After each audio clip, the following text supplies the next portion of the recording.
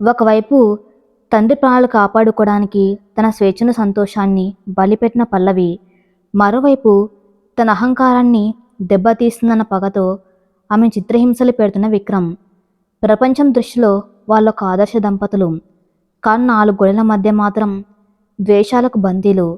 కట్టుకున్న వాడే కన్నీళ్లు పెట్టిస్తూ ఉంటే అత్తగారిల్లే నరకమైతే ఇష్టం లేని ఈ బలవంత పెళ్లి బంధంలో పల్లవి గెలుస్తుందా? విక్రమ్ రాతి గుండె కలుగుతుందా? వినండి, హృదయాలను హత్తుకునే భావోద్వేగాల కథ 'బలవంత పెళ్లి'. మరి కథలోకి వెళ్తే, కళ్యాణ మండపం మొత్తం బంధుమిత్రుల కోలాహలతో, సన్నాయి మేళాల శబ్దాలతో మార్మోగిపోతుంది. అందరూ ముఖాల్లోనూ సంతోషం, పెళ్లి సందడి కనిపిస్తుంది. కానీ పెళ్లికూతురు గదిలో మాత్రం వాతావరణం శ్మశాన వైరాగ్యాన్ని తలపిస్తుంది. అద్దం ముందు కూర్చున్న పల్లవి కళ్ళల్లో నీళ్లు ఆరటం లేదు. ఆమె కట్టుకున్న ఎర్రటి పట్టుచీర ఆమెకు ఒక అందమైన ఖైద్ దుస్తుల్లా అనిపిస్తుంది. మెల్ల వేసిన పూలమాలలు ఉరితాళ్ళ ఉక్కిరి బిక్కిరి చేస్తున్నాయి. పల్లవి, ఏడవకమ్మ, మేకప్ పోతుంది అంటూ పక్కనే ఉన్న ఆమె స్నేహితురాలు కీర్తి ఓదార్చడానికి ప్రయత్నిస్తుంది. కానీ పల్లవికి ఆ మాటలు వినపడడం లేదు. తన మనసంతా ఒకటే ప్రశ్న. అసలు తన జీవితం ఎందుకిలా తలకిందులైంది? తనకిష్టం లేని, తను ద్వేషించే ఒక మనస్తం తను ఎందుకు 7 అడుగులు నడవలసి వస్తుంది? అంతలో గత్తలుపు తీసుకుని పల్లవి తండ్రి రామచంద్రరావు లోపలికి వచ్చాడు. ఆయన ముఖంలో అపరాధ భావం, నిస్సహాయత కొట్టి తెచ్చినట్టు కనిపిస్తున్నాయి. కూతుర్ని ఆ అలంకరణలో చూడగానే ఆయన కళ్ళు చెమ్మగిల్లాయి. నన్ను క్షమించమ్మ పల్లవి, నా చేతగానితనం వల్లే నిన్ను ఆ రాక్షసుడి చేతిలో పెడుతున్నాను. నా వ్యాపారాన్ని, పరువును కాపాడుకోవడం కోసం నిన్ను బలి చేస్తున్నాను. నన్ను క్షమించు తల్లి అని రామచంద్రరావు గారు కూతురు ముందు చేతులు జోడించి కన్నీళ్లు పెట్టుకున్నాడు. తండ్రిని అలా చూసేసరికి పల్లవి గుండె తరుక్కపోయింది. తండ్రి పరువు, ప్రాణాలు కాపాడడం కోసమే కదా తను ఈ పెళ్లి కొప్పుకుంది. వెంటనే లేచి తండ్రి కన్నీళ్లు తుడిచింది. నాకేం కాలేదు నాన్న, నేను బాగుంటాను, మీరు బాధపడకండి అంటూ తనలోని బాధను, భయాన్ని బలవంతంగా అణిచిపెట్టుకుని పైకి నవ్వింది. కానీ ఆమె లోపల అగ్నిపర్వతం బద్దలవుతుంది. బయట కోలాహలం పెరిగింది. పెళ్లికొడుకు విక్రమ్ మండపంలోకి అడుగుపెట్టాడు. 6 అడుగుల ఎత్తు, గంభీరమైన రూపం, పెదవులపై ఒక క్రూరమైన చిరునవ్వు. చూసే వాళ్ళందరికీ అతను ఒక రాజకుమారులా కనిపిస్తాడు. కానీ పల్లవికి మాత్రం తన జీవితాన్ని నాశనం చేయడానికి వచ్చిన యముల్లా ఉన్నాడు. విక్రమ్ కళ్ళు మండపం మొత్తం తిరుగుతూ పల్లవి కోసం వెతుకుతున్నాయి. ఆ కళ్ళలో ప్రేమ లేదు, ఆప్యాయత లేదు. కేవలం పగ, అహంకారం, గెలుపు తాలూకు గర్వం మాత్రమే ఉన్నాయి. కొన్ని నెలల క్రితం జరిగిన ఒక చిన్న సంఘటన విక్రమ్ అహంకారాన్ని దెబ్బతీసింది. ఒక పార్టీలో విక్రమ్ తన డబ్బు హోదాతో తోటి వాళ్ళను అవమానిస్తూ ఉంటే పల్లవి అందరి ముందు అతని చెంప చెల్లుమనిపించింది. అతని అహంకారాన్ని ప్రశ్నించింది. ఆ అవమానాన్ని విక్రమ్ జీర్ణించుకోలేకపోయాడు. తన్ని ఎదిరించిన ఆ సాధారణ అమ్మాయికి బుద్ధి చెప్పాలని, ఆమె పొగరు అణచాలని నిర్ణయించుకున్నాడు. అందుకోసం ఆమె తండ్రి వ్యాపారాన్ని దెబ్బతీసి అప్పుల పాలు చేసి ఆదుకోవాలంటే పల్లవిని తనకిచ్చి పెళ్లి చేయాలని షరతు పెట్టాడు. ఆ విధంగా తన పగ తీర్చుకోవడానికి ఈ బలవంత పెళ్లి అనే నాటకానికి తెరతీశాడు. పురోహితుడి మంత్రోచ్చారణల మధ్య పల్లవిని పీటల మీదకు తీసుకొచ్చారు. విక్రమ్ పక్కన కూర్చున్న ప్రతి క్షణం పల్లవికి నరకంలా ఉంది. జీలకర్ర బెల్లం పెడుతున్నప్పుడు విక్రమ్ కళ్ళు పల్లవి కళ్ళను సూటిగా చూశాయి. ఆ చూపుల్లో స్పష్టమైన హెచ్చరిక ఉంది. ఇక నీ జీవితం నా చేతుల్లో ఉంది. నిన్ను అడుగడుగున అవమానించి నువ్వు నా ముందు మోకరిల్లేలా చేస్తాను అని ఆ చూపులు చెబుతున్నాయి. పల్లవి భయంతో వణికిపోతూ తలదించుకుంది. మాంగళ్యం తంతునానేనా మంత్రం చదువుతూ ఉండగా విక్రమ్ పల్లవి మెల్లో 3 ముళ్ళు వేశాడు. ఆ ముళ్ళు పడుతున్నప్పుడు విక్రమ్ చేతులు కావాలనే పల్లవి మెడను గట్టిగా లాగాయి. ఆ స్పర్శలో కరుగుదనముంది. పల్లవి కళ్ళల్లోంచి నీళ్లు రాలి ఆ పసుపు తాడు మీద పడ్డాయి. అందరూ అక్షింతలు వేసి ఆశీర్వదిస్తూ ఉంటే పల్లవికి మాత్రం తన స్వేచ్ఛను, సంతోషానికి సమాధి కడుతున్నట్టు అనిపించింది. పెళ్లి తంతు ముగిశాక అప్పగింతల కార్యక్రమం పూర్తయింది. పల్లవి తల్లిదండ్రులు గుండెలు పగిలేలా ఏడ్చారు. పల్లవి కూడా వాళ్ళను పట్టుకుని ఏడ్చేసింది. కానీ విక్రమ్ ముఖంలో ఎలాంటి చలనం లేదు. కారులో విక్రమ్ ఇంటికి ప్రయాణం మొదలైంది. కారులో ఎవరు మాట్లాడడం లేదు. నిశ్శబ్దం రాజ్యమేలుతుంది. విక్రమ్ కనీసం పల్లవంక చూడకుండా బయటకు చూస్తూ కూర్చున్నాడు. పల్లవికి ఆ ఏకాంతం ఉక్కిరిబిక్కిరి చేస్తుంది. విక్రమ్ వాళ్ళ ఇల్లు ఒక పెద్ద ఇంద్రభవనంలా ఉంది. కారు దిగ్గానే విక్రమ్ తల్లి రాజేశ్వరి హారతిపళ్ళెంతో ఎదురు వచ్చింది. కానీ ఆ ముఖంలో కోడలు వచ్చిందన్న సంతోషం లేదు. ఆమె చూపులు పల్లవిని పైనుంచి కిందకు ఎగతాళిగా చూస్తున్నాయి.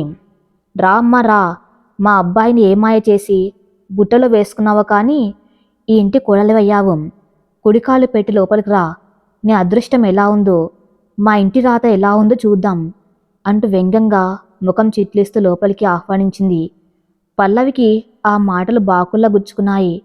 కుడికాలు పెట్టి లోపలికి అడుగు పెడుతున్నప్పుడు ఇంట్లో ఉన్న విక్రమ్ చెల్లి సోనియా, అబ్బా మమ్మీ, ఈవిడ డ్రెస్సింగ్ ఏంటి అలా ఉంది, అసలు మన స్టేటస్కి మాత్రం మ్యాచ్ అవ్వటం లేదు, అన్నయ్య ఈమెను ఎందుకు చేసుకున్నాడో ఏంటో అంటూ పల్లవికి వినిపించేలాగే తన తల్లితో అంది. ఆ ఇంటి వాతావరణం, ఆ కుటుంబ సభ్యుల ప్రవర్తన చూస్తూ ఉంటే పల్లవికి తాను ఎంతటి నరకంలో అడుగుపెట్టిందో అర్థమైంది. రాత్రి 10 గంటలైంది. పూలతో అలంకరించిన శోభనం గదిలో పల్లవిని కూర్చోబెట్టి వెళ్లారు పేరంటాళ్ళు. ఆ గది నిండా ఉన్న మల్లెపూల వాసన పల్లవికి ఊపిరి ఆన్నివ్వటం లేదు. గుండె వేగంగా కొట్టుకుంటుంది. విక్రమ్ వస్తే తనేం చేయాలి, ఎలా ఎదుర్కోవాలి, తనను ఏమైనా చేస్తాడా? రకరకాల ఆలోచనలు ఆ బుర్రను తొలిచివేస్తున్నాయి. అంతలో గత్తలుపులు తెరుచుకున్నాయి. విక్రమ్ లోపలికి వచ్చాడు. అతని చేతిలో పాల గ్లాస్ లేదు, కళ్ళల్లో కోరిక లేదు. తలుపు గడియ వేసి నెమ్మదిగా పల్లవైపు నడిచాడు. పల్లవి భయంతో బెడ్ మీద వెనక్కి జరిగి కూర్చుంది. విక్రమ్ పల్లవికి కొద్ది దూరంలో ఆగి జోబులో చేతులు పెట్టుకుని ఓ క్రూరమైన నవ్వు నవ్వాడు. ఏంటి పల్లవి, భయపడుతున్నావా, లేక ఈ రాత్రి కోసం ఆశగా ఎదురు చూస్తున్నావా? అతని గొంతులో కసి స్పష్టంగా తెలుస్తుంది. పల్లవి ఏం మాట్లాడకుండా తలదించుకుని ఏడుస్తూనే ఉంది. విక్రమ్ ఆమె దగ్గరకు వెళ్ళి ఆమె గడ్డం పట్టుకుని బలంగా పైకెత్తాడు. నన్ను చూడు, ఆ రోజు పార్టీలో అందరి ముందు నా చెంప మీద కొట్టి ఎంత పొగరుగా మాట్లాడావు. నా డబ్బుని, నా హోదాని చూసి నవ్వావు కదా. ఇప్పుడు చూడు, ఆ డబ్బే నిన్ను నా కాళ్ళ దగ్గర తీసుకొచ్చింది. నీ తండ్రి ప్రాణాలు నా దయాదాక్షిణ్యాల మీద ఆధారపడేలా చేసింది. పల్లవి కళ్ళల్లోంచి నీళ్లు దారగా కారుతున్నాయి. నన్ను వదిలేయండి, దయచేసి నన్ను వదిలేయండి. మీరు అనుకున్నట్టే నా పొగరు అణిగిపోయింది. మా నాన్ను వదిలేయండి అంటూ ప్రాధేయపడింది. విక్రమ్ ఆమెను విదిలించుకొట్టి సోఫా మీద ఉన్న దిండు దుప్పటి తీసుకున్నాడు. వదిలేటానిక నిన్ను పెళ్లి చేసుకుంది? నా పగ తీర్చుకోవడానికి. నువ్వు నా భార్యవి కాదు, నా ఇంటికి వచ్చిన ఒక బానిసవి. ఈ గదిలో నీకు స్థానం ఆ కింద నేల మీదే. రేపటి నుంచి ఈ ఇంట్లో నీ నరకం మొదలవుతుంది. నా కళ్ళ ముందు నువ్వు ప్రతి క్షణం ఏడుస్తూ కుమిలిపోతూ బతకాలి. అదే నీకు నేనిచ్చే శిక్ష అని గట్టిగా అరిచాడు. ఆ తర్వాత బెడ్ మీద పడుకొని లైట్ ఆపేశాడు. పల్లవ ఆ చీకట్లో ఆ చల్లటి నేల మీద కూర్చుని తన దురదృష్టాన్ని తలుచుకుని కుమిలి కుమిలి ఏడవసాగింది. ఆమె కన్నీళ్లతో ఆ మొదటి రాత్రి అలా నిశ్శబ్దంగా భయంకరంగా గడిచిపోయింది. రేపటి ఉదయం ఆమెకు ఇంకెన్ని అవమానాలను మోసుకురానుందో అని తలుచుకుంటేనే పల్లవి ప్రాణాలు పోతున్నాయి. పల్లవి జీవితంలో బహుశా అంతటి సుదీర్ఘమైన భయంకరమైన రాత్రి ఇంకొకటి ఉండదేమో. కిటికీలోంచి వస్తున్న సన్నని వెలుతురు ఆ ముఖం మీద పడేసరికి ఉలిక్కిపడి లేచింది. చల్లటి నేల మీద రాత్రంతా పడుకోవటం వల్ల ఒళ్ళంతా నొప్పులుగా ఉంది. కళ్ళు తెరిచి చూసేసరికి ఎదురుగా విశాలమైన మంచం మీద ప్రశాంతంగా నిద్రపోతున్న విక్రమ్ కనిపించాడు. అతన్ని చూడగానే రాత్రి జరిగిన అవమానం మొత్తం ఆమె కళ్ళ ముందు కదలాడింది. తన తండ్రి పరువు కోసం, ప్రాణాల కోసం తను ఎంత నరకంలో అడుగుపెట్టిందో ఆమెకు మరోసారి అర్థమైంది. కళ్ళలో నీళ్లు సుళ్ళు తిరుగుతూ ఉండగా వాటిని కొంగుతో తుడుచుకొని నెమ్మదిగా లేచింది. తన పుట్టింట్లో అయితే ఈ సమయానికి తండ్రి ప్రేమగా కాఫీ తీసుకువచ్చి లేపేవాడు. ఏ రోజు సూర్యోదయం కాకముందే తను నిద్ర లేచిన దాఖాలు లేవు. కానీ ఇక్కడ తను ఒక కోడలుగా కాదు, ఒక బానిసగా అడుగుపెట్టింది. అద్దం ముందు నిలబడి తన్ను తాను చూసుకుంది పల్లవి. నిన్నటి కళ్యాణ కళ ఎక్కడ లేదు. ముఖమంతా వాడిపోయి కళ్ళు ఉబ్బిపోయి ఉన్నాయి. నుదుటి మీద ఉన్న సింధూరం ఒక ఎర్రటి గాయంలా అనిపిస్తుంది. స్నానం చేసి ఒక సాధారణమైన చీర కట్టుకుని గది బయటకు రావడానికి సిద్ధమైంది. అంతలో విక్రమ్ నిద్రలేచాడు. పల్లవి నా చీరలో చూడగానే అతని పెదవుల మీద ఒక వ్యంగ్యమైన చిరునవ్వు వెలిసింది. ఏంటి పల్లవి, అప్పుడే లేచావా? లేక రాత్రంతా నిద్ర పట్టలేదాం అంటూ మంచం మీద నుంచి కిందకు దిగాడు. పల్లవి భయంగా తలదించుకుంది. విక్రమ్ ఆమె దగ్గరకు వచ్చి ఆమె భుజం మీద చెయ్యి వేసి గట్టిగా నొక్కాడు. పల్లవికి నొప్పిగా అనిపించినా పెదవి ఇప్పలేదు. ఇది నీ పుట్టిల్లు కాదు మహారాణులు బతకడానికి. ఇది నా ఇల్లు. ఇక్కడ నా మాట శాసనం. కిందికి వెళ్ళి అందరి కాఫీలు బ్రేక్ఫాస్ట్ సిద్ధం చెయ్యి. పని మనుషులతో కాదు, నీ చేతులతోనే చెయ్యాలి. ఈ ఇంట్లో ఇకపై పని వాళ్ళతో పనుండదు. అన్నీ నువ్వే చేయాలి, అర్థమైందా అని కఠినంగా చెప్పి బాత్రూంలోకి వెళ్ళిపోయాడు. పల్లవి కన్నీళ్లు తుడుచుకుంటూ నెమ్మదిగా గత్తలుపులు తీసుకుని కిందకు వెళ్ళింది. కింద హాల్లో ఎవరు లేరు. ఇల్లు చాలా నిశ్శబ్దంగా ఉంది. వంటగది ఎక్కడుందో వెతుక్కుంటూ వెళ్ళింది. ఆ వంటగది ఆమె పుట్టింటి హాల్ అంతా పెద్దగా ఉంది. ఎక్కడ ఏ వస్తువు ఉందో కూడా ఆమెకు తెలియదు. అంతలో విక్రమ్ తల్లి రాజేశ్వరి అక్కడికి వచ్చింది. ఆ ముఖంలో నిన్నటి అదే అహంకారం, అదే వ్యంగ్యం. ఏంటే అలా దిక్కులు చూస్తున్నావు? కొత్త పెళ్లి కూతున్నని పూజలు చేస్తారనుకున్నావా? మా అబ్బాయి నీకు అంత చెప్పే ఉంటాడుగా. ఈ రోజు నుంచి ఈ ఇంటి వంట, ఊడ్చటం, తుడవటం అని నీ బాధ్యతే. పని వాళ్ళకి 10 రోజులు సెలవు ఇచ్చేశాను. మా విక్రమ్కి ఉదయం 8 గంటల కల్లా వేడివేడిగా ఇడ్లీ సాంబార్ టేబుల్ మీద ఉండాలి. వాడు ఆఫీస్కి వెళ్ళే సమయానికి మాత్రం లేట్ అయినా వాడి కోపం ఎలా ఉంటుందో నీకు నిన్న రాత్రి తెలిసి ఉంటుంది కదా అని రాజేశ్వర్ నవ్వుతూ వెళ్ళిపోయింది. పల్లవికి వంట చేయటం రాదు అని కాదు, కానీ 10 మందికి సరిపడా వంట చేయటం, అది ఇంత తక్కువ సమయంలో చేయటం ఆమెకు అలవాట్లేదు. భయంతో చేతులు వణుకుతూ ఉండగా ఫ్రిడ్జ్ తెరిచి కూరగాయలు తీసింది. సాంబార్ కోసం పప్పు ఉడకబెట్టి ఇడ్లీ పిండి కోసం వెతికింది. గబాగబా కూరగాయలు కోస్తూ ఉండగా కత్తి పదునుగా ఉండి ఆమె వేలు తెగింది. రక్తం కారుతున్నా దాన్ని నోట్లో పెట్టుకుని అలాగే పని కంటిన్యూ చేసింది. కన్నీళ్లు బుగ్గల మీద నుంచి జారి కింద పడుతున్నాయి. గడియారం ముళ్ళు 8 దాటుతుంది. పల్లవి కంగారుగా డైనింగ్ టేబుల్ దగ్గరకు వెళ్ళి ప్లేట్లు సర్దుతుంది. అంతలో మేడపై నుంచి విక్రమ్, అతని చెల్లి సోనియా, రాజేశ్వరి కిందికి వచ్చారు. విక్రమ్ సూటు వేసుకుని చాలా హ్యాండ్సమ్గా ఉన్నాడు. కానీ అతని చూపులు పల్లవిని చూడగానే బాకుల్లా మారాయి. టేబుల్ దగ్గర కూర్చుని అందరి ప్లేట్లలో ఇడ్లీలు పెట్టుకున్నారు. పల్లవి వణుకుతున్న చేతులతో విక్రమ్కు సాంబార్ వడ్డించింది. విక్రమ్ ఒక ముద్ద నోట్లో పెట్టుకుని వెంటనే దాన్ని ప్లేట్లో ఉమ్మేశాడు. చేతిలో ఉన్న స్పూన్ని విసిరికొట్టాడు. ఆ శబ్దానికి పల్లవి ఉలిక్కిపడి వెనక్కి తగ్గింది. ఏంటిది? దీన్ని సాంబార్ అంటారా? ఉప్పు లేదు, కారం లేదు. అసలిది మనుషులు తినేదేనా అంటూ గట్టిగా అరిచాడు విక్రమ్. రాజేశ్వరి కూడా వెంటనే గొంతు కలిపింది.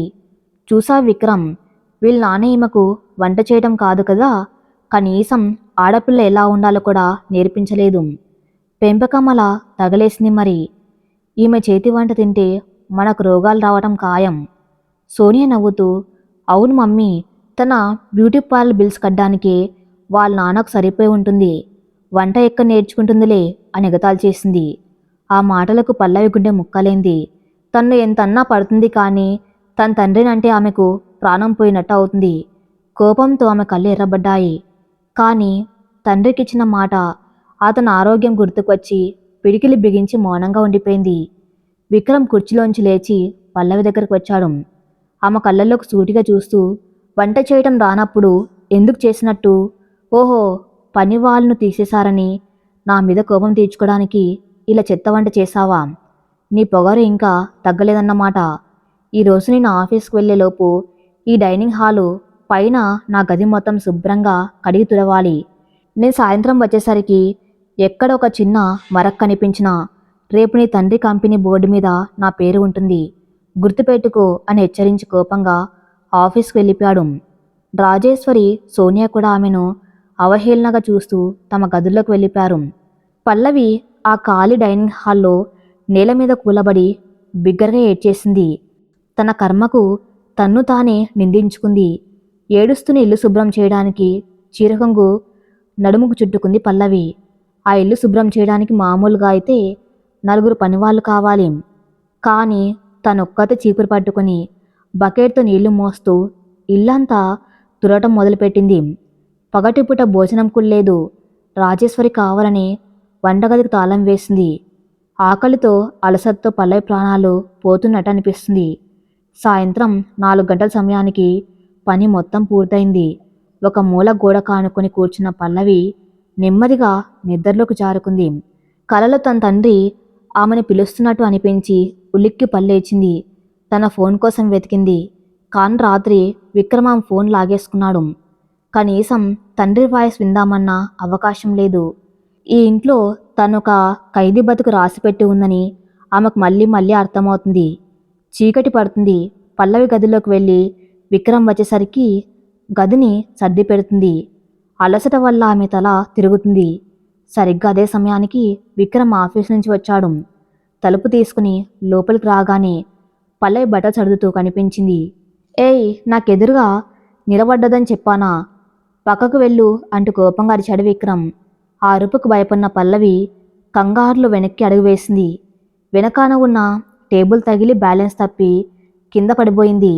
ఆమె అసంకల్పితంగా గట్టిగా అరుస్తూ కళ్ళు మూసుకుంది. కాని కింద పడలేదు. 2 బలమైన చేతులు ఆమె నడుమును పట్టుకున్నాయి. నెమ్మదిగా కళ్ళు తెరిచి చూసింది పల్లవి. విక్రమ్ ఆమెను కింద పడకుండా పట్టుకున్నాడు. వాళ్ళిద్దరి ముఖాలు చాలా దగ్గరగా ఉన్నాయి. విక్రమ్ కళ్ళు పల్లవి కళ్ళల్లోని భయాన్ని, అమాయకత్వాన్ని చదువుతున్నాయి. ఆ క్షణంలో ఆమె కళ్ళల్లో ఉన్న కన్నీరు అతని మనసులో ఏదో తెలియని అర్జని సృష్టించింది. ఇద్దరూ అలా కొన్ని సెకండ్ల పాటు ఒకరి కళ్ళల్లోకొకరు చూస్తూ ఉండిపోయారు. పల్లవి గుండె వేగంగా కొట్టుకుంటుంది. విక్రమ్ ఊపిరి ఆ ముఖానికి తగులుతోంది. కానీ ఆ మాయాశలం ఎంతోసేపు నిలవలేదు. వెంటనే విక్రమ్కి తన అహంకారం, ఆ రోజు పార్టీలో పల్లవి చేసిన అవమానం గుర్తుకు వచ్చాయి. వెంటనే ఆమెను అసహ్యంగా పక్కకు తోసేశాడు. నా మీద పడి నన్ను బుట్టలో వేసుకుందామనుకున్నావా? నీలాంటి ఆడవాళ్ల బుద్ధులు నాకు బాగా తెలుసు. పైకి అమాయకంగా నటిస్తూ లోపల విషం దాచుకుంటారు. నా దగ్గర నీ నాటకాలు సాగవు అంటూ ఆమెను మాటలతో కోశాడు. పల్లవి కింద పడిపోయిన చోటే ఉండిపోయింది. నేనేం నాటకాలు ఆడడం లేదు. కింద పడిపోతూ ఉంటే మీరే పట్టుకున్నారు అని ఏడుస్తూ జవాబిచ్చింది. ఎదురు సమాధానం చెబుతావా? నా ఇంట్లో ఉంటూ నా తిండి తింటూ నాకే ఎదురు చెబుతావా? లేచి వెళ్ళి నాకు స్నానానికి వేన్నీళ్ళు పెట్టు. ఈ రాత్రికి నువ్వు ఈ గదిలో కాదు, బాల్కాన్లో ఆ చెల్లో పడుకోవాలి. ఇది నీకు శిక్ష అని గట్టిగా అరిచాడు విక్రమ్. విక్రమ్ చెప్పినట్టే పల్లవి రాత్రి భోజనం చేయకుండానే పైన బాల్కాన్లో చల్లో కూర్చుంది. ఆకాశంలో చుక్కలు కనిపిస్తున్నాయి. చలిగాలికి ఆమె ఒళ్ళు వణుకుతుంది. కట్టుకున్న సన్నటి చీర ఆ చలిని ఆపలేకపోతుంది. బాల్కనీ అద్దాల తలుపుల అవతల విక్రమ్ తన ల్యాప్టాప్ ముందు కూర్చుని పని చేసుకుంటూ ఉన్నాడు. అతనికి ఆమె పడుతున్న ఇబ్బంది కనిపిస్తున్నా చూన్నట్టుగా నటిస్తున్నాడు. ఒక దశలో విక్రమ్కి కాఫీ కావాలనిపించి గదిలో ఉన్న ఇంటర్కమ్ ద్వారా కింద ఉన్న రాజేశ్వరికి ఫోన్ చేశాడు. 5 నిమిషాల తర్వాత రాజేశ్వరి వేడి కాఫీ తీసుకుని వచ్చింది. బాల్కన్లో వణుకుతున్న పల్లవిని చూసి ఓ క్రూరమైన నవ్వు నవ్వింది. చూసా విక్రమ్, వీధి కుక్కల ఎలా వణుకుతుందో, దానికి ఆ శిక్ష పడాల్సిందేలే. నువ్వు ప్రశాంతంగా కాఫీ తాగు నాన్నా అని కొడుకుతో చెప్పి వెళ్ళిపోయింది రాజేశ్వరి. పల్లవి ఆ మాటలు విని గుండెలు బాదుకుని ఏడ్చింది. తనను మనుషుల్లా కాకుండా జంతువుల్లా చూస్తున్న ఈ కుటుంబంలో తాను ఎలా బ్రతకాలి? తన తండ్రికి ఈ విషయం తెలిస్తే ఆయన తట్టుకోగలడా? ఇలాంటి ఎన్నో ప్రశ్నలు ఆ మెదడును తులిచివేస్తూ ఉన్నాయి. రాత్రి 12 గంటలు దాటింది. విక్రమ్ లైట్ ఆపేసి పడుకున్నాడు. పల్లవికి చలికి నిద్రపడ్డం లేదు. చేతులు 2 కట్టుకుని మోకాళ్ళ మధ్య తల పెట్టుకుని కూర్చుంది. ఆ చీకట్లో, ఆ ఏకాంతంలో ఆమె కన్నీళ్లు మాత్రమే ఆమెకు తోడుగా ఉన్నాయి. విక్రమ్ మనసులో తన పట్ల కొంచెమైనా జాలి కలుగుతుందా? లేక ఈ నరకం జీవితాంతం ఇలాగే కొనసాగుతుందా? బాల్కాన్లో ఆ చలి రాత్రి పల్లవికి ఒక యుగంలా గడిచింది. ఆకాశంలో నక్షత్రాలు మాయమై తూర్పు దిక్కున సూర్యుడు ఉదయిస్తున్నాడు. కానీ పల్లవి జీవితంలో మాత్రం ఆ వెలుగు లేదు. రాత్రంతా చలిగాలి కొనకటం వల్ల ఆమె ఒళ్ళు అగ్గిలా కాలిపోతుంది. జ్వరంతో కళ్ళు తెరవలేకపోతుంది. నేల మీద అలాగే ముడుచుకొని పడుకొని ఉన్న పల్లవిని చూసి నిద్రలేచిన విక్రమ్ గత్తెలుపులు తెరిచాడు. అతని అడుగుల చప్పుడు విని పల్లవి కంగారుగా లేచి నిలబడ్డానికి ప్రయత్నించింది. కాన్ తల తిరిగి మళ్ళీ కింద పడిపోయింది. విక్రమ్ ముఖంలో ఎలాంటి జాలి లేదు. జోబులో చేతులు పెట్టుకుని ఆమె వంక ఒక రకమైన అసహ్యంతో చూశాడు. ఏంటి పల్లవి, కొత్త నాటకానికి తెర తీసావా? రాత్రి చలికి వణికినట్టు నటించావు. ఇప్పుడు జ్వరం వచ్చినట్లు యాక్టింగ్ చేస్తున్నావా? నీలాంటి ఆడవాళ్ల బుద్ధులు నాకు బాగా తెలుసు. పండ్ల నుంచి తప్పించుకోవడానికి ఇదొక సాకు. మర్యాదగా లేచి కిందికి వెళ్ళి కాఫీ తీసుకురా. ఇంకో 5 నిమిషాల్లో నా టేబుల్ మీద కాఫీ లేకపోతే నీకు నిన్నటి కంటే పెద్ద శిక్ష పడుతుంది అని కఠినంగా హెచ్చరించి బాత్రూంలోకి వెళ్ళిపోయాడు. పల్లవికి ఏడవటానికి కూడా ఓపిక లేదు. కాళ్ళు పీకుతున్నాయి, గొంతు ఆరిపోతుంది. అయినా సరే విక్రమ్ మాటలకు భయపడి గోడ పట్టుకుని మెల్లగా కిందకు దిగింది. కింద హాల్లో రాజేశ్వరి పేపర్ చదువుతూ కూర్చుంది. పల్లవిని చూడగానే ఆ ముఖం చిట్లించింది. ఏంటే ఆ నడక? ఏదో కొండలు పగలగొట్టి వచ్చినట్టు అలా నడుస్తున్నావు. జ్వరం వచ్చిందనే సాకుతో పనులన్నీ నా నెత్తిన రుద్దామనుకున్నావా? మా ఇంట్లో అడుగుపెట్టిన దగ్గర నుంచి దరిద్రం పట్టుకుంది. నోరు మూసుకొని వెళ్ళి వంటగదిలో గిన్నెలు తోము. నిన్నటి ఎంగిలి గిన్నెలు అలాగే ఉన్నాయి అంటూ కసురుకుంది. పల్లవి మౌనంగా వంటగదిలోకి వెళ్ళింది. సింకు నిండా ఉన్న గిన్నెలు చూసి ఆమె కళ్ళు తిరిగాయి. చన్నీళ్లలో చేతులు పెడుతూ ఉంటే జ్వరం తీవ్రత ఇంకా పెరుగుతుంది. ఒక పక్క గిన్నెలు తోముతూనే విక్రమ్ కోసం స్టవ్ మీద కాఫీ పెట్టింది. ఆ సమయంలో ఆ మనసంతా తన తండ్రి చుట్టూనే తిరుగుతుంది. నానా, మీరెక్కడున్నారు? నన్ను ఈ నరకంలో వదిలేసి ఎలా ఉండగలుగుతున్నారు అని మనసులోనే కుమిలిపోయింది. కాఫీ తీసుకుని మెట్లు ఎక్కుతూ ఉండగా కాలింగ్ బెల్ మోగింది. రాజేశ్వరి విసుక్కుంటూ వెళ్ళి తలుపు తీసింది. గుమ్మంలో ఉన్న వ్యక్తిని చూడగానే రాజేశ్వరి ముఖంలో రంగులు మారాయి. చేతిలో పండ్ల బుట్ట, మిఠాయిల పొట్లాలు పట్టుకుని పల్లవి తండ్రి రామచంద్రరావు నిలబడి ఉన్నాడు. ఆయన ముఖంలో కూతుర్ని చూడాలన్న ఆరాటం, ఆందోళన స్పష్టంగా కనిపిస్తున్నాయి. నమస్కారం వదినగారు, పల్లవి ఎలా ఉంది? విక్రమ్ బాబు ఎలా ఉన్నారు అనేంత వినయంగా అడిగాడు రామచంద్రరావు. రాజేశ్వరి వెంటనే తన నిజస్వరూపాన్ని దాచేసి ముఖం మీద ఒక నకిలీ నవ్వు పులుముకుంది. రండి రండి వియ్యంకుడు గారు, మీకోసమే నిన్నటి నుంచి ఎదురు చూస్తున్నాం. పల్లవి చాలా బాగుంది. అసలు మా ఇల్లు ఎంత కలకల్లాడుతుందో తను వచ్చాక. కూర్చోండి అంటూ మర్యాదగా ఆహ్వానించింది. కాఫీ కప్పుతో మెట్ల మీద ఆగిపోయిన పల్లవి తన తండ్రి గొంతు వినగానే ఒక్కసారిగా వణికిపోయింది. చేతిలో ఉన్న కాఫీ కప్పు కింద పడి పగిలిపోయింది. ఆ శబ్దానికి రామచంద్రరావు పైకి చూశాడు. అక్కడ జ్వరంతో పాలిపోయిన ముఖంతో సాధారణ చీరలో ఉన్న కూతుర్ని చూసి ఆయన గుండె ఆగినంత పనైంది. పల్లవి అంటూ ఆయన మెట్ల వైపు పరుగులు తీశాడు. సరిగ్గా అదే సమయానికి గదిలోంచి బయటకు వచ్చిన విక్రమ్ కింద జరుగుతున్న చూశాడు. రామచంద్రరావును చూడగానే విక్రమ్ కళ్ళల్లో ఒక క్షణం కోపం మెరిసిన మరు క్షణమే తన ముఖంలో అత్యంత ఆప్యాయతను నింపుకున్నాడు. పల్లవి కంటే ముందే పరిగెత్తుకుంటూ వచ్చి మెట్ల మీద తొలిపోతున్న పల్లవిని తన చేతుల్లో బంధించాడు. పల్లవికి ఒక్కసారిగా ఊపిరాగినంత పనైంది. విక్రమ్ తన నడుం మీద గట్టిగా ఆమెకు మాత్రమే నొప్పి తెలిసేలా పట్టుకున్నాడు.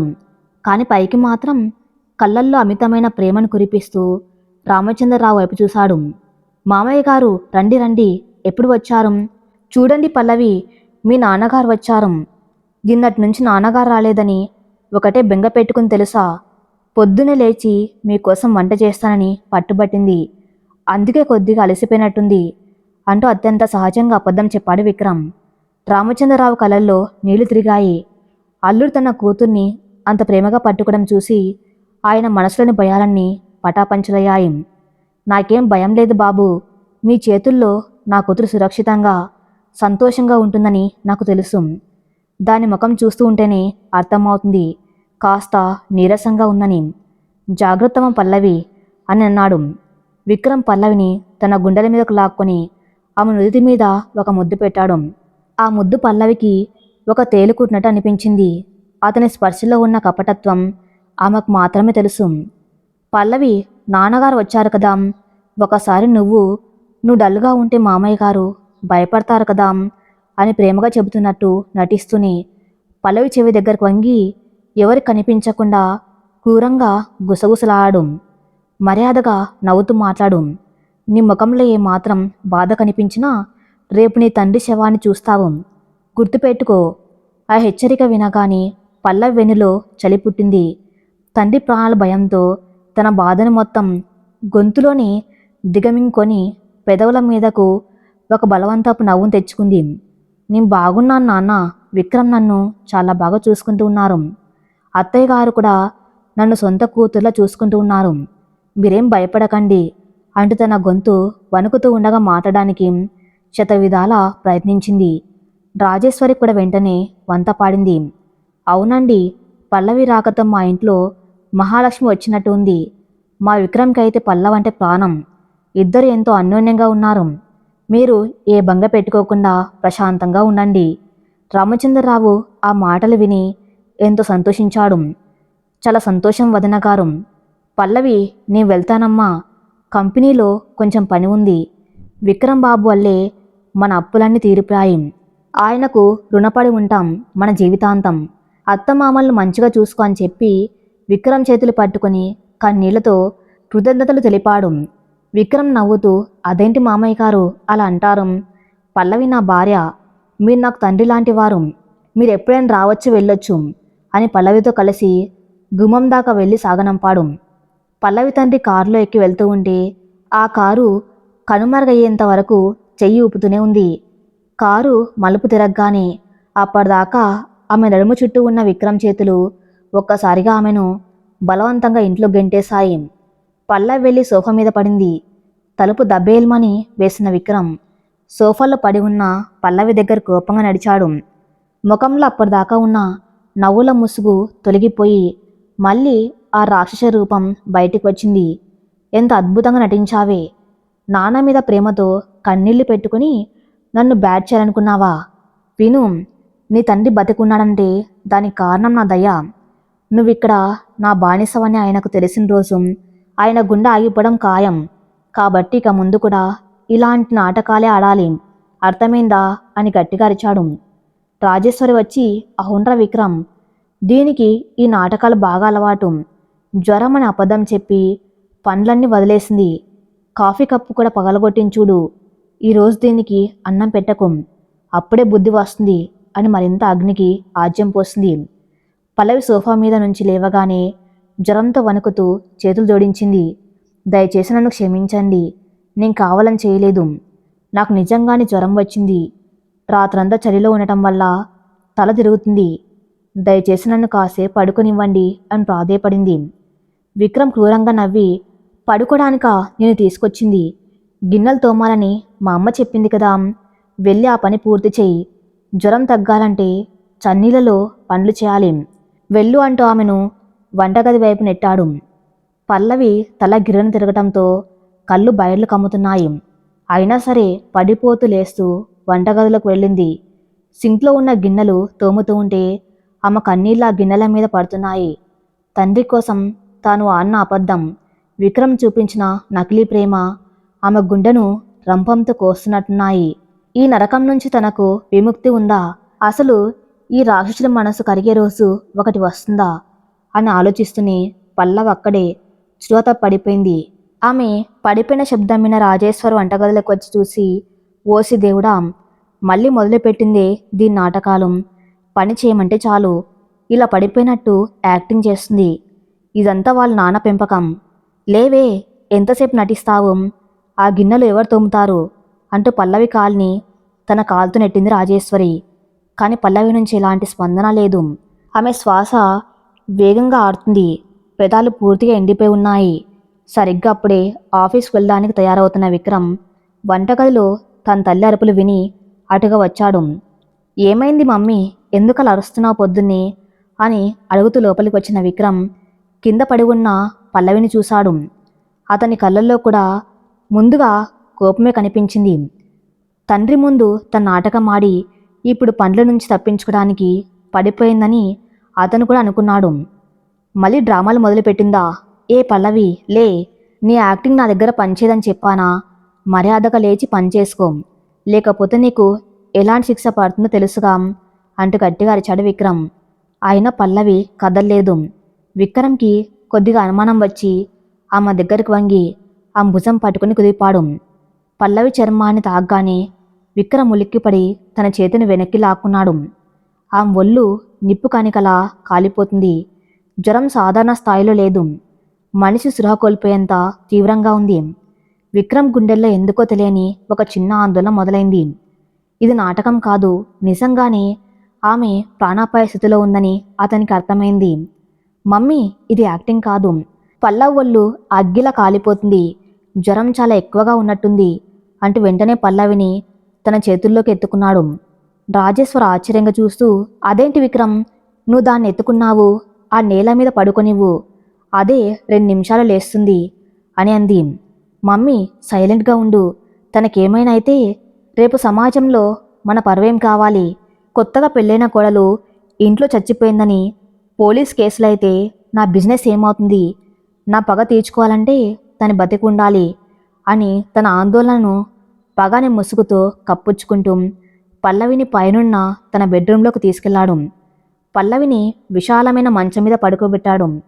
రాత్రి తనను నేల మీద పడుకోబెట్టి ఇప్పుడు అదే మంచం మీద పడుకోబెట్టవలసి రావటం విక్రమ్ అహంకారాన్ని దెబ్బతీస్తుంది. వెంటనే తన ఫ్యామిలీ డాక్టర్ ప్రసాద్కి ఫోన్ చేశాడు. 10 నిమిషాల్లో డాక్టర్ ప్రసాద్ తన మెడికల్ కిట్తో అక్కడికి చేరుకున్నాడు. డాక్టర్ పల్లవిని పరీక్షించాడు. ఆమె నాడి చూసి థర్మామీటర్తో జ్వరం చెక్ చేశాడు. డాక్టర్ ముఖంలో తీవ్రమైన అసంతృప్తి కనిపించింది. ఏంటి విక్రమ్ ఇది? అమ్మాయికి 104 డిగ్రీల జ్వరం ఉంది. బీపీ పూర్తిగా పడిపోయింది. పల్స్ చాలా వీక్గా ఉంది. అసలు ఈ అమ్మాయి ఏమైనా తినిందా లేదా? బాడీ డీహైడ్రేట్ అయిపోయింది. పైగా విపరీతమైన చలికి ఎక్స్పోజ్ అయినట్టుంది. నిన్న రాత్రి ఎక్కడ పడుకుంది? ఏసీ మరి అంత ఎక్కువగా పెట్టారా ఏంటి అని డాక్టర్ వరుసగా ప్రశ్నలు వేశాడు. విక్రమ్కి ఏం చెప్పాలో అర్థం కాలేదు. తన పగ కోసం బాల్కాన్లో చెల్లో పడుకోబెట్టానని డాక్టర్కి చెప్పలేడు కదా. వెంటనే ఒక అబద్ధం అల్లాడు. అది కాదంకుల్, కొత్తగా పెళ్ళైందని నిన్న రోజంతా ఏదో వ్రతం చేస్తానని పట్టుబట్టింది. ఉపవాసం ఉండి ఏమీ తినలేదు. పైగా రాత్రి పూజలో ఎక్కువసేపు కింద కూర్చోటం వల్ల అలా నీరసించి ఉంటుంది. డాక్టర్ నిట్టూరుస్తూ, చూడు విక్రమ్, పెళ్ళిళ్ళ పేరిట ఇలాంటి ఉపవాసాలు ఆరోగ్యానికి మంచివి కావు. అమ్మాయి చాలా సున్నితంగా ఉంది. వెంటనే ఒక సెలైన్ బాటిల్ ఎక్కించాలి. 2 రోజుల పాటు పూర్తి విశ్రాంతి కావాలి. పనులు ఏవి చేయనివ్వకండి. సమయానికి మందులు వేసి బలమైన ఆహారం ఇవ్వండి, లేకపోతే పరిస్థితి విషమిస్తుంది అని హెచ్చరించి పల్లవికి సెలైన్ పెట్టి మందులు రాసిచ్చాడు. డాక్టర్ వెళ్ళిపోయిన తర్వాత విక్రమ్ గత్తలుపులు వేసి మంచం మీద స్పృహ లేకుండా పడి ఉన్న పల్లవి వైపు చూశాడు. ఆమె పాలిపోయిన ముఖం, సన్నబడిన బుగ్గలు చూస్తుంటే తన పగ ఒక ప్రాణాన్ని ఎంతలా హింసిస్తుందో అతనికి ఒక్క క్షణం అర్థమైనట్లు అనిపించింది. కానీ మరుక్షణమే ఆ రోజు పార్టీలో ఆమె తను కొట్టిన చెంపదెబ్బ గుర్తొచ్చి ఆ జాలి మయమైపోయింది. నాకెదురు చెబుతావా? ఇదంతా నీ పొగరుకు తగిన శాస్తి అని మనసులోనే అనుకుని గదిలో ఉన్న సోఫాలో కూర్చున్నాడు. మధ్యాహ్నం అవుతుంది. సెలైన్ చుక్కలు చుక్కలుగా పల్లవి నరాల్లోకి వెళ్తున్నాయి. విక్రమ్ ల్యాప్టాప్లో వర్క్ చేసుకుంటూ మధ్య మధ్యలో పల్లవి వైపు చూస్తున్నాడు. ఇంట్లో పనివాళ్ళు లేరు. రాజేశ్వర్, సోనియా కింద అంతస్తులోనే ఉండిపోయారు. కనీసం పల్లవికి ఎలా ఉందో చూడ్డానికి కూడా రాలేదు. సరిగ్గా ఆ సమయంలో పల్లవి పెదాలు కదిలాయి. జ్వరం మత్తులో కలలో ఆమె కలవరించడం మొదలుపెట్టింది. నాన్న, వద్దు నాన్న, నన్ను ఇక్కడ వదిలేసి వెళ్ళొద్దు. అతను రాక్షసుని నాన్న, నన్ను చంపేస్తాడు. నాకు భయంగా ఉంది. ప్లీజ్ నాన్న అంటూ జ్వరంలో ఆమె కన్నీళ్లు కారుస్తూ తల అటు ఇటు తిప్పుతుంది. సోఫాలో కూర్చున్న విక్రమ్కి ఆ మాటలు స్పష్టంగా వినిపించాయి. ల్యాప్టాప్ పక్కన పెట్టి మెల్లగా ఆమె దగ్గరికి వెళ్ళాడు. పల్లవి కళ్ళు మూసుకునే ఉంది, కానీ కన్నీళ్లు దారగా కారుతున్నాయి. తనను ఒక రాక్షసుడిగా ఆ మనసులో ముద్రించుకుందన్న నిజం విక్రమ్ అహంకారాన్ని గట్టిగా తాకింది. తను ఆమెను భయపెట్టాలనుకున్నాడు, జయించాలనుకున్నాడు. కానీ ఆమె కలవరింతల్లో వినిపిస్తున్న ఆ భయం, ఆ నిస్సహాయత చూస్తూ ఉంటే తను నిజంగానే ఒక రాక్షసుల్లా మారాడా అన్న చిన్న సందేహం అతని మనసులో తలెత్తింది. పల్లవి చేయి గాల్లో ఏదో వెతుకుతూ ఉన్నట్టు కదిలింది. అసంకల్పితంగా విక్రమ్ తన చెయ్యిని ఆమె చేతికి ఆనించాడు. పల్లవ ఆ చేతిని తన తండ్రి చెయ్యి అనుకుని గట్టిగా పట్టుకుని తన గుండెల మీద పెట్టుకుంది. నన్ను వదిలి వెళ్ళొద్దు నాన్నా అని మునుగుతూ అలాగే ప్రశాంతంగా నిద్రలోకి జారుకుంది. విక్రమ్ తన చేతిని వెనక్కి లాక్కోలేదు. ఆమె స్పర్శలో ఉన్న ఒక విధమైన అమాయకత్వం అతన్ని అక్కడే కదలకుండా కట్టిపడేసింది. 5 నిమిషాల పాటు ఆ కఠినాత్ముడు తను ద్వేషిస్తున్న అమ్మాయి పక్కన అలాగే మౌనంగా కూర్చుండిపోయాడు. కాని వెంటనే తన్ను తాను తమాయించుకున్నాడు. బలంగా ఆమె చేతిలోంచి తన చేతిని లాక్కొని, ఇదంతా నా మనసు ఆడుతున్న భ్రమ, నేను ఆమె మీద పగ తీర్చుకోవాలి, ఆమె ఒక అహంకారి అని తనకు తాను గుర్తు చేసుకుంటూ గదిలోంచి బయటకు వెళ్ళిపోయాడు. మరుసటి రోజు ఉదయం పల్లవి మెల్లగా కళ్ళు తెరిచింది. కళ్ళు తెరవగానే తనకు పైన ఉన్న ఏసీ, మెత్తటి పరుపు, విశాలమైన గది కనిపించాయి. తనకు సెలెన్ ఎక్కించినట్లు చేతికున్న ప్లాస్టర్ చూసి ఆమెకు అర్థమైంది. నేను నేల మీద పడిపోవటం, జ్వరం రావటం అన్నీ గుర్తొచ్చాయి. నన్ను మంచం మీద పడుకోబెట్టిందెవరు? విక్రమ. అతను నా మీద జాలి చూపించాడా అనే మనసులో ఒక చిన్న ఆశ మొలకెత్తింది. అంతలో గత్తలుపు తీసుకుని రాజేశ్వర్ లోపలికి వచ్చింది. చేతిలో ఒక కాఫీ కప్పు ఉంది. పల్లవి లేచి కూర్చోడానికి ప్రయత్నించింది. మరీ అంత శ్రమపడకు మహారాణి. నా కొడుకు నీకోసం డాక్టర్లను పిలిపించి మందులిప్పించి నిన్ను మంచం మీద పడుకోబెట్టాడు కదా అని వాడిని నీ ప్రేమలో పడిపోయాడనుకునేవు. వాడికి నీ మీద కోపం ఇంకా రగులుతూనే ఉంది. నువ్వు చచ్చిపోతే ఎక్కడ పోలీస్ కేసులు వస్తాయన్న భయంతోనే నీకు ఈ మాత్రం ట్రీట్మెంట్ ఇప్పించాడు. లేకపోతే నిన్ను ఆ వీధి కుక్కలాగే వదిలేసేవాడు. ఈ ఇంట్లో నువ్వు కేవలం ఒక పనిదానివి మాత్రమే. జ్వరం తగ్గింది కదా, కాఫీ తాగి కిందకరా, ఇల్లంతా తుడవాలి అని కాఫీ కప్పును టేబుల్ మీద విసిరి కొట్టినట్టు పెట్టి వెళ్ళిపోయింది రాజేశ్వరి. పల్లవి మనసులో ఆ చిన్న ఆశ కూడా ఆ మాటలతో కాలి బూడిదైపోయింది. ఇక్కడ ఎవరికి తన మీద ప్రేమ లేదు. విక్రమ్ కూడా తన పరువు కోసమే తను బతికించాడు తప్ప భార్య అన్న ప్రేమతో కాదని ఆమెకు మళ్ళీ స్పష్టమైంది. ఆ చేదు కాఫీని తన కన్నీళ్లతో కలిపి తాగింది పల్లవి. కిందికి వచ్చిన పల్లవిని సోనియా ఎగతాళిగా చూసింది. ఏంటే వదిన, ఒక్కరోజు పనికే పడిపోయావు, మరి మా అన్నయ్యతో జీవితాంతం ఎలా వేగుతావో ఏంటో అంటూ నవ్వింది. పల్లవి ఎవరి మాటలకు బదులివ్వలేదు. మౌనంగా చీపూరు తీసుకుని ఇల్లు ఊడటం మొదలుపెట్టింది. శరీరం ఇంకా సహకరించడం లేదు. ప్రతి అడుగు వేయటానికి ఎంతో కష్టపడుతుంది. అయినా సరే పళ్ళు కొరుక్కుంటూ ఆ పని పూర్తి చేసింది. సరిగ్గా అప్పుడే విక్రమ్ మెట్లు దిగుతూ వచ్చాడు. పల్లవి పనిచేయడం చూసి కూడా అతను ఆపలేదు. పల్లవి, ఇటురా అని పిలిచాడు. పల్లవి భయంగా వెళ్ళి అతని ముందు తలదించుకుని నిలబడింది. విక్రమ్ ఆమె వైపు తీక్షణంగా చూస్తూ, నీకు జ్వరం వచ్చిందని సంబరపడకు. రేపు సాయంత్రం నా బిజినెస్ పార్ట్నర్స్తో ఒక పెద్ద పార్టీ ఉంది. ఆ పార్టీకి నువ్వు నా భార్యగా, ఈ ఇంటి కోడలుగా రావాలి. అక్కడ సమాజంలో నాకున్న పరువు దృష్ట్యా నువ్వొక పర్ఫెక్ట్ భార్యగా నటించాలి. మొన్న మీ నాన్న ముందు ఎలా నటించావు, రేపు పార్టీలో నా బిజినెస్ ఫ్రెండ్స్ ముందు కూడా అలాగే నటించాలి. నా మీద ప్రేమ ఒలకబోయాలి. ఎవరికైనా ఏ చిన్న అనుమానం వచ్చినా ఆ తర్వాత జరిగే పరిణామాలకు నీ బాధ్యుని కాదు. ఈరోజు రాత్రికి నీకు డిజైనర్ శారీ, జ్యువెలరీ వస్తాయి. రేపటికి సిద్ధంగా ఉండు అని కఠినంగా చెప్పాడు. పల్లవి షాక్లో అలాగే నిలబడిపోయింది. తాను అనారోగ్యంతో ఉన్నానని తెలిసి కూడా రేపు పార్టీకి వచ్చి మళ్ళీ అందరి ముందు నాటకం ఆడాలని చెబుతున్నాడు. ఈ మనిషికి అస్సలు హృదయం ఉందా, లేక రాత్తో చేసిన బొమ్మ? నాకు ఇంకా జ్వరంగానే ఉంది, నేను పార్టీకి రాలేను అని మెల్లగా భయపడుతూనే గొంతు పెగిల్చింది పల్లవి. వెంటనే విక్రమ్ కోపంగా ఆమె దగ్గరకు అడుగులు వేసి ఆమె దవాన్ను తన వేళ్లతో గట్టిగా పట్టుకున్నాడు. నేను అడుగుతున్నానా లేక చెబుతున్నానా? నువ్వు వస్తావు, వాన వచ్చినా ప్రాణం పోతున్నా ఆ పార్టీలో నువ్వు నా పక్కన నిలబడాలి, అర్థమైందా అని అరిచి ఆమెను వదిలేశాడు. పల్లవి కళ్ళల్లో నీళ్ళిండాయి. తన జీవితం ఒక నాటక రంగంలా మారిపోయిందని ఆమెకు అర్థమైంది. నలుగురు ముందు నవ్వుతూ 4 గోడల మధ్య ఏడుస్తూ బతకడమే తన కర్మ అని స్థిరపరచుకుంది. రేపటి పార్టీలో విక్రమ్ తనను ఇంకెలా అవమానిస్తాడు, ఆ నకిలీ ప్రేమను ఎలా భరించాలో తలుచుకుంటేనే పల్లవి గుండె బరువెక్కుతుంది. ఈ బలవంత పెళ్లి బంధంలో తను రోజు చస్తూ బతకాల్సిందేనా? జ్వరం తెచ్చిన నీరసం పల్లవి దేహాన్ని ఇంకా వదిలిపెట్టలేదు. కానీ ఆ మనసులో ఉన్న భయం ఆ నీరసాన్ని అణిచివేస్తుంది. సాయంత్రం 6 గంటలు దాటుతుంది. విక్రమ్ గదిలో ఒక పెద్ద బహుమతి పెట్టె ఉంది. అందులో ₹1,00,000 విలువ చేసే డిజైనర్ పట్టుచీర, దానికి సరిపడా వజ్రాల ఆభరణాలు ఉన్నాయి. పల్లవి ఆ పెట్టె వంక చూస్తూ నిశ్చలంగా నిలబడిపోయింది. తను ఒకప్పుడు ఇలాంటి బట్టలు నగలు ఇష్టంగా వేసుకునేది. కానీ ఇప్పుడు అవన్నీ తనను బంధించడానికి విక్రమ్ వేస్తున్న బంగారు సంఖ్యలుగా ఆమె కనిపిస్తున్నాయి. గత్తలుపు తీసుకుని సోనియా లోపలికి వచ్చింది. పల్లవి చేతిలో ఉన్న ఆభరణాల పెట్టెను చూసి అసూయతో రగిలిపోయింది. అదృష్టం అంటే నీదేనే పల్లవి. మా అన్నయ్యని ఏడిపించి అవమానించి కూడా ఇంత విలాసవంతమైన జీవితాన్ని అనుభవిస్తున్నావు. నీ మొహానికి ఈ వజ్రాల నక్లెస్ అవసరమా? అయినా అన్నయ్య పరువు కోసం ఇవన్నీ వేసుకొని రావాల్సిందే. త్వరగా తయారవ్వు. అన్నయ్యకి వెయిట్ చేయడం అస్సలు ఇష్టం ఉండదు.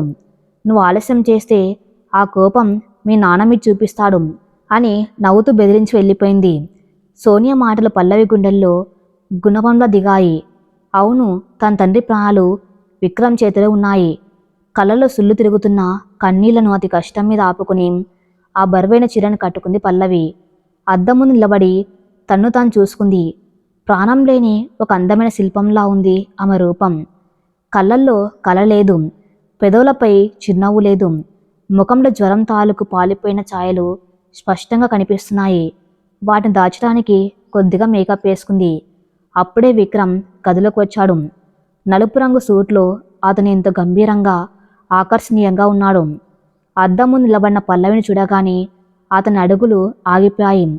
ఆమె అందం ఏ మగాడికైనా మతిపోగొట్టేలా ఉంది. క్షణకాలం పాటు విక్రమ్ కళ్ళు ఆమె పైనుంచి పక్కకు తప్పుకోలేదు. కానీ వెంటనే తన అహంకారం, పగ ఆ ఆకర్షణను కప్పేశాయి. మరి తర్వాత ఏం జరగబోతుందో, పల్లవి పార్టీలో ఎలా యాక్ట్ చేస్తుందో నెక్స్ట్ పార్ట్లో చూద్దాం. నెక్స్ట్ పార్ట్ కోసం నా ఛానల్ని ఫాలో అవుతూనండి. Thank you for listening.